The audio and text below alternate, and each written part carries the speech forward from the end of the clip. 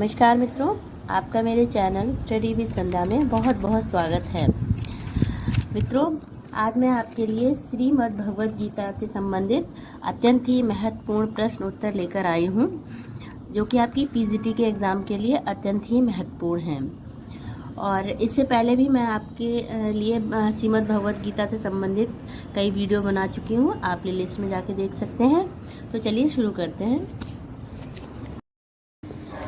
प्रश्न 1, गीता किससे संबंधित है?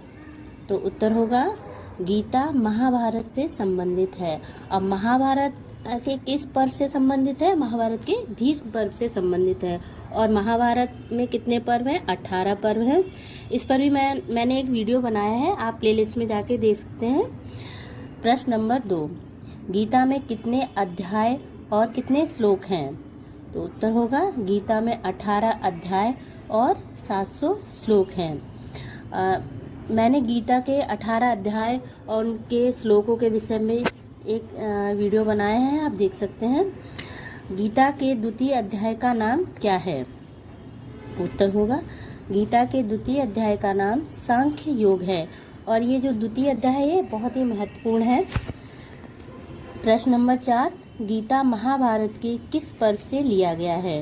तो जैसा कि मैं आपको बता चुकी हूँ, उत्तर होगा गीता महाभारत के भीष्म पर्व से ली गई है।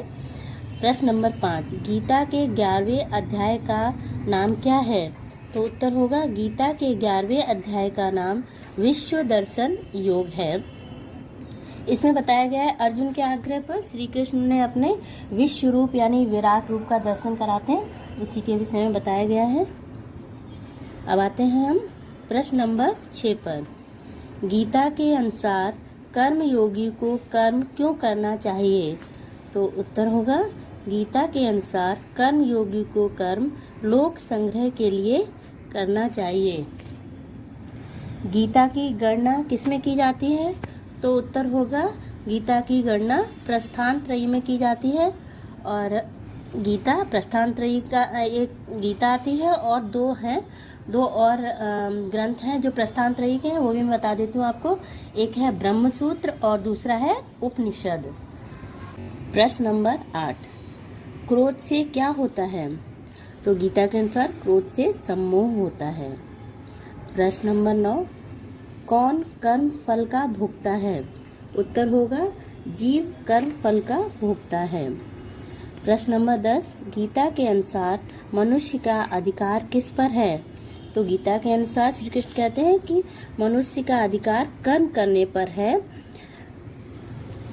और फल पर अधिकार नहीं होता है। प्रश्न नंबर 11, गीता के अनुसार आत्मा किससे श्रेष्ठ है? तो गीता के अनुसार आत्मा बुद्धि से श्रेष्ठ है। प्रश्न नंबर 12, गीता किससे युक्त है? तो संपूर्ण जो गीता है वो ज्ञान और कर्म से युक्त है। प्रश्न नंबर 13, गीता में प्रकृति के कितने प्रकार हैं? तो उत्तर होगा गीता में प्रकृति के मूल 8 प्रकार हैं। अब वो 8 प्रकार कौन कौन से हैं बताती चलती हूँ आपको। पृथ्वी, जल, अग्नि, वायु, आकाश, मन, बुद्धि और अहंकार, ये गीता के मूल प्रकृति के 8 प्रकार हैं। प्रश्न नंबर 14, भगवत गीता में गुड़ाकेश और धनंजय किसे कहा गया है? तो ये तो सभी को पता ही होगा कि गुड़ाकेश और धनंजय श्री कृष्ण ने कई बार और भी कई अन्य नामों से अर्जुन को बुलाया है। प्रश्न नंबर 15, गीता को अध्याय के अंत में किस नाम से जाना जाता है? तो उत्तर होगा गीता को अध्याय के अंत में योग शास्त्र के नाम से जाना जाता है।